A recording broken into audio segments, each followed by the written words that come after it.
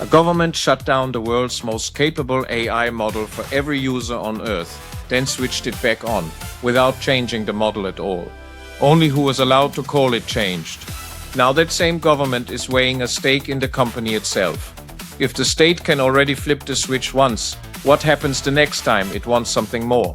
Let's get into it. On the 30th of June 2026, a US government letter switched the Frontier AI model back on for every customer on Earth. Nothing about the model changed, only who is allowed to call it. This is the Hamberger report. I'm Andreas Hamberger, Enterprise Architect and AI Governance Practitioner, Wellington. 19 days. That is how long it took a US government agency to switch off the world's most capable, publicly available AI model and switch it back on again without changing the model itself. Not a new version, not a patched capability, the same model, the same weights, except for one new safety classifier the company's engineers trained in the interim. Government researchers tested that classifier against the technique that triggered the shutdown and called it extraordinarily strong. On that basis, the restrictions came off, but the restoration was not the only structural shift inside that same window. 2 days before the model returned, a rival released its most capable model to roughly 20 government-vetted organizations, not customers, partners, 2 days after the restoration. Reporting broke that the same rival had proposed giving the US government an equity stake in the company itself. 3 events, 1 pattern. Frontier AI has become state infrastructure, and access, not capability, is the only lever a government can actually pull. Line the 3 events up and the pattern stops being subtle. A shutdown and restoration. A vetted early release to 20 organizations. A proposed government equity stake, different instruments, same underlying move. The state stepping directly into Frontier AI. 3 instruments, and they used all of them inside 3 weeks. The shutdown and restoration ran on a Commerce Department directive, barring foreign nationals from the model, triggered by a technique researchers described as a jailbreak and the vendor described as exposing a small number of already known minor vulnerabilities. Both readings are on the record. What is not contested is the fix, a trained classifier, an independent government test, a sign-off. The vetted release put the rival's newest model family in front of roughly 20 pre-approved organizations weeks ahead of public availability, under a presidential executive order that created a classified benchmarking process to decide whether a model counts as a covered frontier system. The equity proposal would hand the government a stake, reported near 42 billion United States dollars, modeled on a public wealth fund. None of these are hypothetical anymore. The executive order behind the vetted release calls government access voluntary, not licensing, not mandatory pre-clearance. Yet the company that says it does not want government access to become the default volunteered into the framework fastest and is now offering the government a stake. That is not hypocrisy. It is closer to a rational bet. In a world where the kill switch already exists and has already been used once, staying out does not protect an organization from it. It only removes any influence over how it gets applied next time. The vendor's own post-restoration commitments point the same way. Expanded pre-release government access, joint security research teams with government agencies, turning voluntary practice into standing arrangement. Participation has become the price of a seat in the room, not an alternative to state involvement. Speaking of seats in the room, this Friday, Episode 8 of Lethal by Design goes live on a defense contractor's own algorithmic bet and what happens once the state stops asking permission. There's a genuine governance improvement buried in this story, and it deserves saying plainly.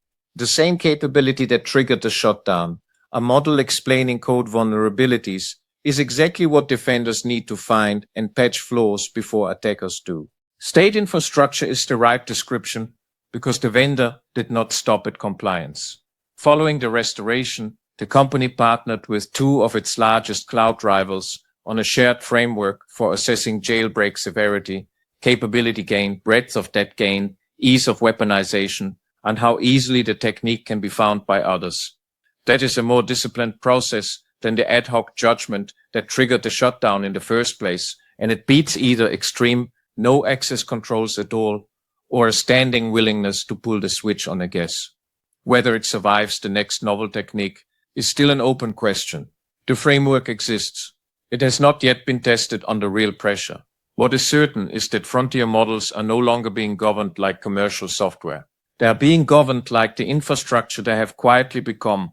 New Zealand's National Cybersecurity Centre, housed inside the GCSB, was a participant in the vendor's defensive research program before the shutdown, using it for cybersecurity work. That access was suspended alongside every other foreign account, with no allied nation exception built into the directive. That interruption was not a decision New Zealand made or could have prevented. It was a consequence of a domestic legal instrument in another country, applied without exception. The structural point sits underneath the specific case. New Zealand has no standalone AI legislation and no dedicated AI regulator.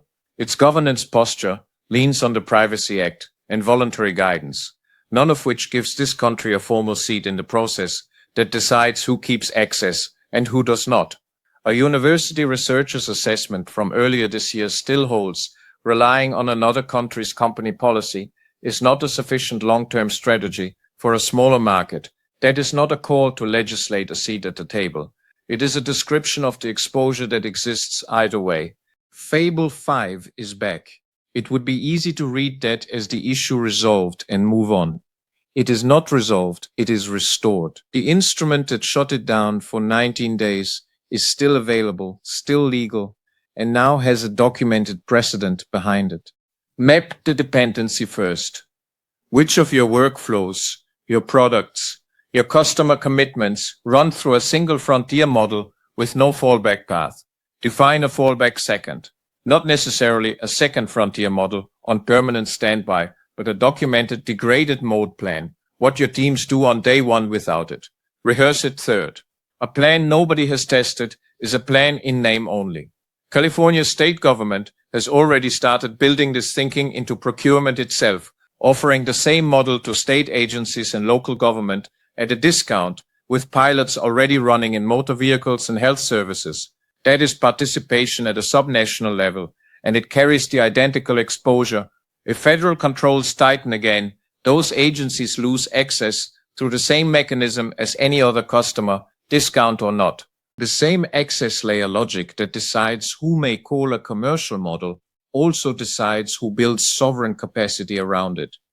Other states have built institutions to sit on their side of that line. New Zealand has no equivalent body, no seat where those lines get drawn. The United Kingdom, Japan, and the European Union each treat model access as a question of national capacity, not procurement, with dedicated institutions built for exactly that purpose.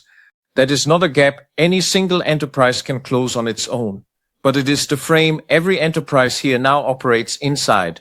A government shut down and restore the frontier model in 19 days through access control alone, with no change to the model's capability.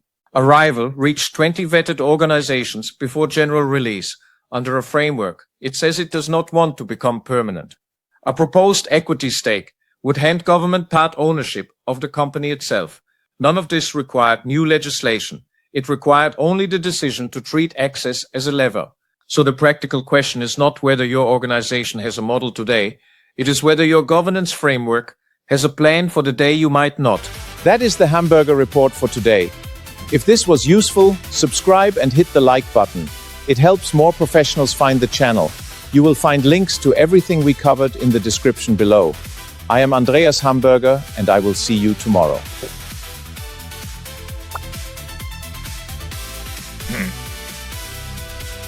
Like and subscribe.